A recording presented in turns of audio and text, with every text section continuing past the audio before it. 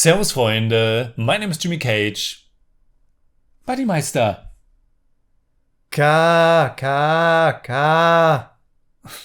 Madmeister.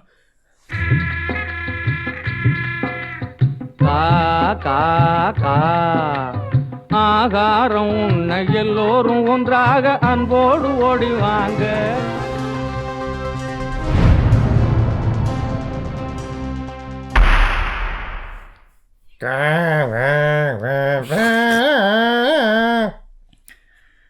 Servus Freunde, my name is Jimmy Cage. And I'm Deniz, the Buddymeister. We have reviewed almost 500 indie movies on the channel, and this one today was once again picked directly for us by one of our awesome Masala tier supporters. The movie is PARASAKTHI, right? I guess. And it's without doubt the oldest Tamil language movie that we have seen. It's from 1952, and I think there's only one Indian movie in general that we have seen that is older. Do you know which one?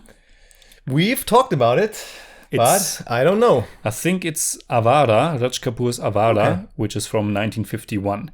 Oh, okay. Yeah, this one was directed by R. Krishnan and S. Panju, who are collectively referred to as Krishnan Panju. And I think even more importantly, the screenplay was written by M. Karunanidhi, who later became the chief minister of Tamil Nadu. And who was 27 at the time he wrote this or something like that. He was very young. Yeah. The music was composed by Ramakrishnan Sudasanam. And yeah, what is this movie all about? Well, the movie is based on the play of the same name by Pavalar Balasundaram. And sorry, my voice broke. And well, it's about the three brothers Chandrasekharan, Nanashekaran, and Gunashekaran, who are living in Rangoon in Burma. They want to return to their hometown of Madurai for the wedding of their sister Kalyani. But the Burma campaign of the Pacific War puts a stop to the plan and tears the family apart. Yeah, it is set. Did you mention that? It's set in 1942. Yeah, exactly. Yeah. And yeah, so only one of the three brothers can travel to Kalyani's wedding, and the chosen one is Gunashekaran. But because of the campaign, the ship takes months or so, and he gets there so damn late. Kalyani is wondering, oh, my brothers have left me, and shortly after he gets robbed, Gunashekaran, and he has nothing left. Yeah, nice introduction to the story of this movie. Yeah. First of all, we should say a few more words about the movie. It was a groundbreaking film for Tamil cinema. It faced controversies because of its portrayal of Brahmins and Hindu customs. The government even demanded it to be banned, which thankfully didn't happen. It became a huge commercial success. And it was also the debut film for Shivaji Ganesan, who became a superstar in Tamil cinema. The movie changed the character of Tamil cinema, I have read. Apparently, dialogue writing was given much more importance than before. Before, it was mostly just song after song after song, and dialogues, not so important. And speaking about the dialogues, I have read everywhere just how amazing the dialogues are. Unfortunately, we are, of course, dependent on the subtitles. So the subtitles were all right, but I think a lot what people love about this movie got lost a little bit in translation. I want to quote something from Wikipedia. The dialogues became so popular that roadside entertainers used to recite long passages from the film in market area of Madras and collect money from bystanders. And memorizing the film's dialogues became a must for aspirant political orators. They were even released separately on gramophone records. So not even the soundtrack was released, but even not a CD, but a gramophone with just the dialogue. So the dialogue, super important. Watching a movie that's as old as this one is always a journey into a very different time period. And at least when I watch a super old movie from Hollywood, it's fairly easy for me. I'm super familiar with the history, with the context of the movie. Normally, I know some of the actors. With the Tamil movie, it's just completely different. A movie from 1952 and a 3-hour-long movie, you have to be in the right mindset for it.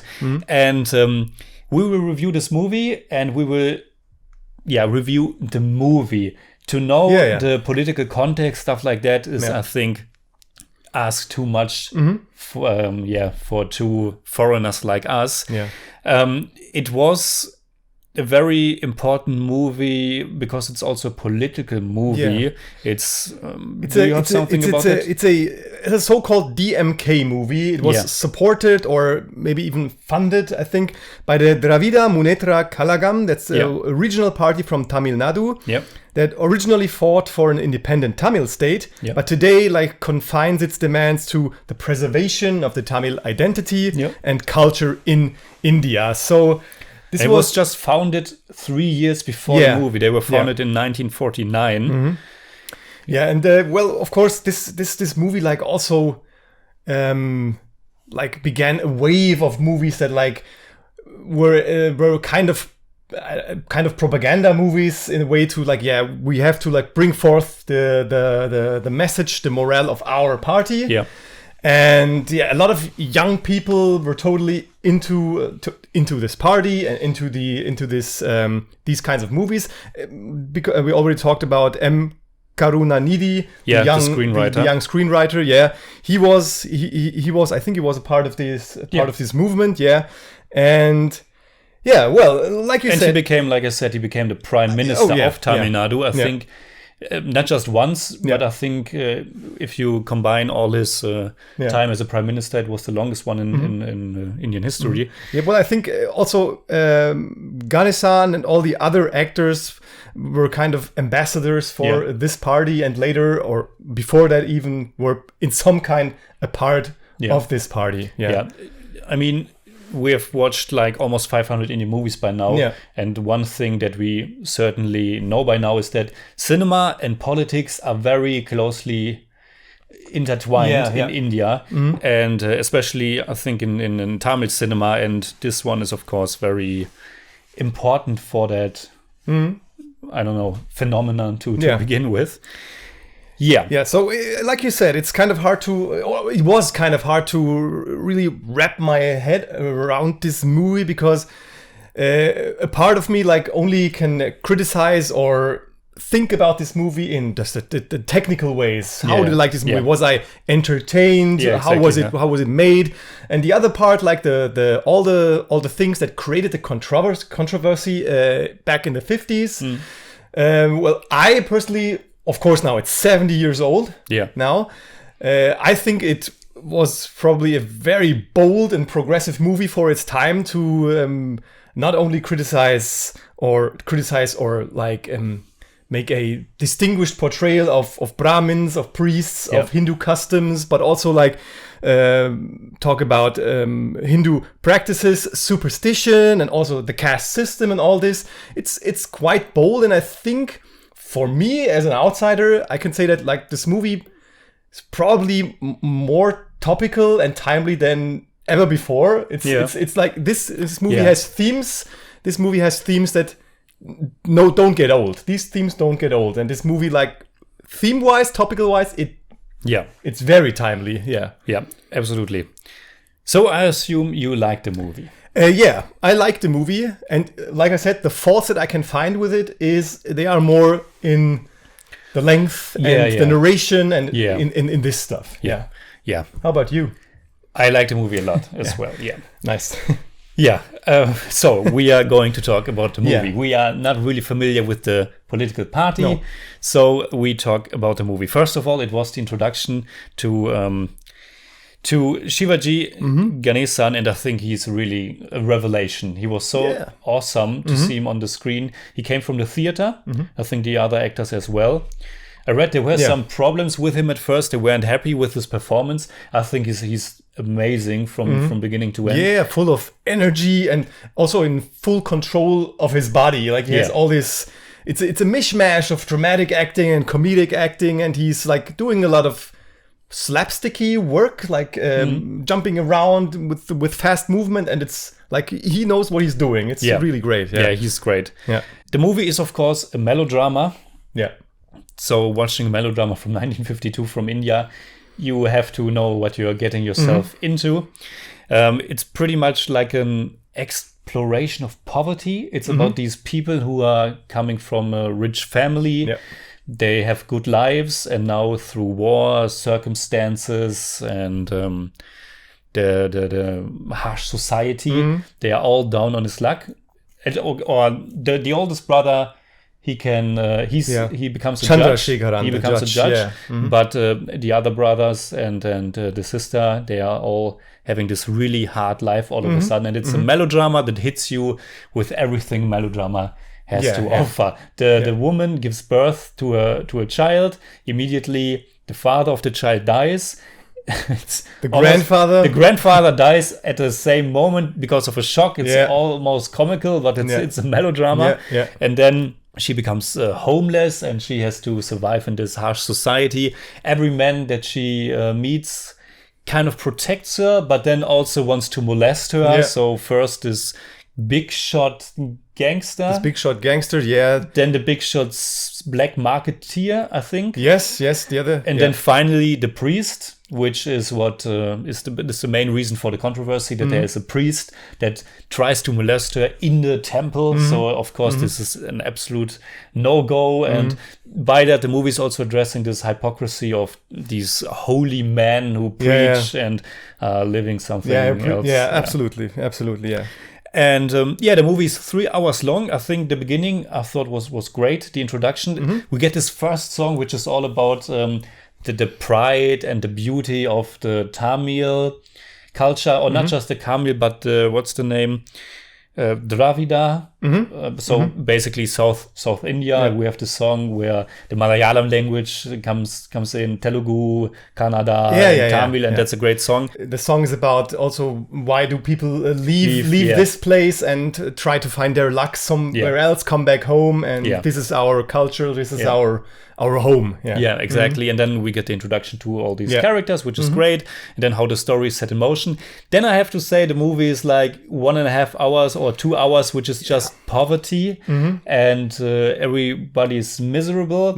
And it's done okay. The performances are good. The songs are great. There are 11 songs. 11 songs. 11 songs in there, and they're all pretty great. But from a narrative standpoint, there isn't really that much variety. You could almost take a scene and rearrange it with another scene, because for 2 hours it's basically just poverty. Yeah, it's like the movie's treading water for a whole lot of time, because we have. I think we talked about it. We watched this movie together, and we talked about it. It's like the songs are great, but then we get a song from Kalyani who's singing about her poverty, who's singing about how bad her life is with her baby and nobody cares for her. Then we get a scene with Gunashekaran, who thinks about how the rich are getting richer and the poor are getting poorer. And then we get a scene from Kalyani, and she's talking about the same things. And it's like, we're treading water, and not that much is like progressing story-wise. I think, I know that you're miserable, and that's probably also what this movie tries to convey, of course. To tell us like,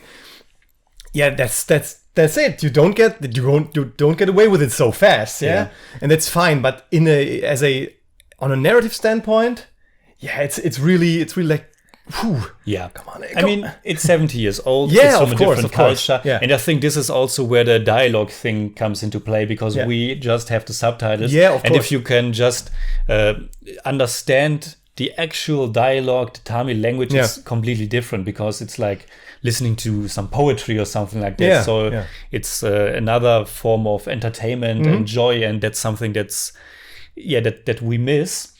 And we have some also like more lighter songs in there, especially of course the crow song Ka, which is really fun, and is one of those songs where Shivaji Ganesan is like giving everything he's got, a little bit more fun and keeping things a little bit lighter. There are a few comedic scenes or moments sprinkled in.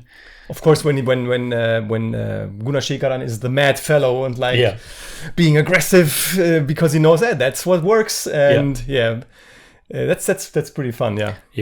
But even though narratively there's not that much happening, it's still fascinating. It still works. Exploration of this milieu. There's social anger in there that you can feel, and the movie's definitely making a point. And it's not a big criticism, just And also, I'm like I said, it's really hard to wrap my head around making a critique of a movie that's 70 years old that I don't understand in full because of the language. So it's I don't want to be unfair, of course. So it's always with a hint of something I wished. The focus is clearly on the youngest brother, on Gunasekaran, and on the sister Kalyani. I wish we would have gotten something more about the other two brothers, because towards the end they are important for the story, and I felt they are a little bit. I think in the first half or so we are. I mean, Nana Shekaran, the brother who supposedly dies during an attack. Maybe it's okay that he's like coming back only towards the end, because it has this like cathartic effect. But Chandrasekharan, at the beginning we can kind of jump back and forth between the different stories a bit. But then you're right, we're like totally with Gunasekaran and Kalyani, and Chandrasekharan and the Nana Shekaran, who's the leader of the beggars at that point, comes only in at the end. That's a bit like, I would have wished we had get a little bit more feeling for this family, because that's always also something that I missed in the end. This feeling of the togetherness of this family that I was thinking. Oh, now it's nice, of course, that they are coming back together in the end. But I didn't get the feeling of this separation at the beginning, because I couldn't feel for all of them. True. Something that I liked a lot, which brings me back to the whole beginning segment, which I thought was, for me, the best part, is we get a femme fatale in this movie. When Gunasekaran arrives, also a nice shot where he's in the car and all the poor people are at the windows. He falls for a woman who is not poisoning him, but somehow intoxicating spiking his drink. And I thought she was a cool character and also a fierce character. Something we know more from I don't know, Hollywood movies or film noir movies of that time. So I like the whole segment where he loses everything.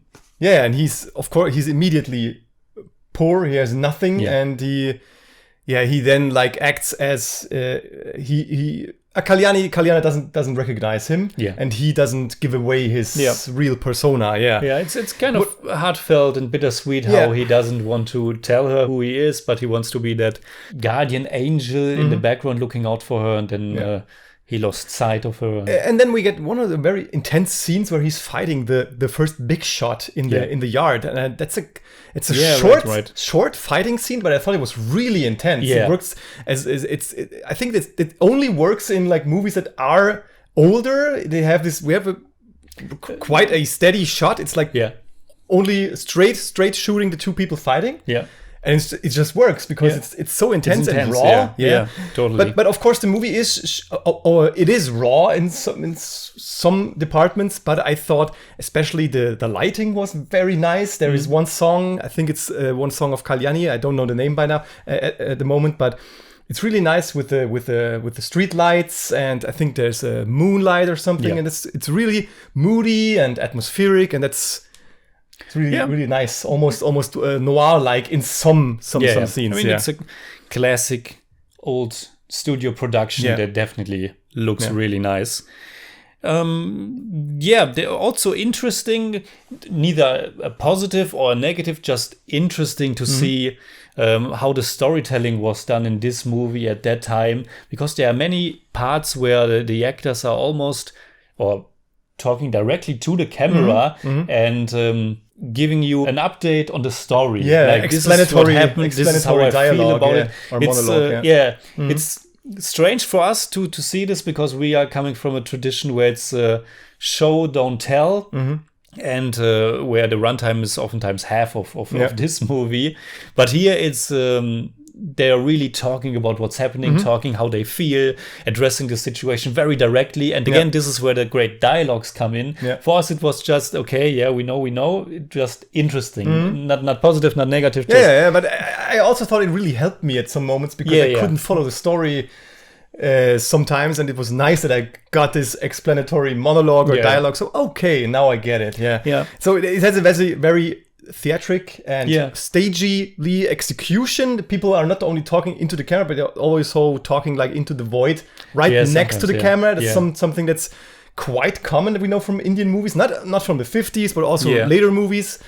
And I'm not always a fan of that, but in this case, it's totally fine with me. Because it has, of course, it has a play as a but that was also confusing production. I think they wanted to like mold two plays into one. But then the other play was made into a movie at the same time. They only did this one. So I couldn't completely and they shot this movie, they shot it over 2 years, I think. And that's interestingly, this is something that you can see during the movie, because I think Shivaji Ganesan has different looks where you can see, okay, now his hair or the beard, or maybe he's a little bit thinner. It's interesting, and speaking about talking directly into the camera, towards the end, it becomes a little bit surreal when we have a courtroom scene. The courtroom scenes, there are 2 courtroom scenes, or even 3, I don't remember. But when he's on the bench, basically all the people he met on his journey are there in the courtroom. And he retells the story, what happened to him. It's of course not realistic that they show up there. And that was also quite surreal. And then it's a super old movie. We will spoil it. But then the very end of the movie also has this kind of fairy tale Frank Capra touch to it, because this is a melodrama. It's super sad almost all the time. Like we said, there is the Ka song and a few funny bits. But Kalyani, for example, is almost always crying. There are almost tears in her face.